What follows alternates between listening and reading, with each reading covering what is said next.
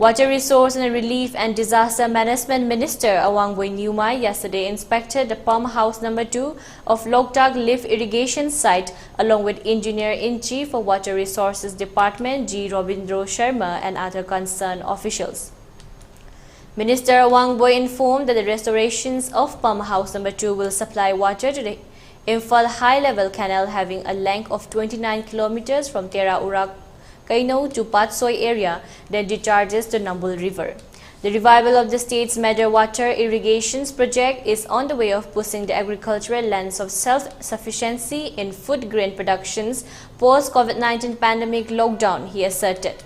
It is also to be mentioned that Loktak lift irrigation project located in Bishnupur district has been designed to pump water from Loktak Lake at 3 points: pump house number 1, pump house number 2 and pump house number 3.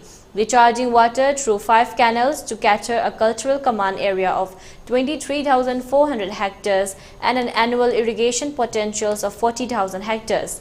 It was commissioned in 1986. Due to decline in the performance of the project, the ERM of Loktak lift irrigation project was proposed from restoration of lost annual irrigation potentials of 17,400 hectares, cultural command area 12,600 hectares in phase 1.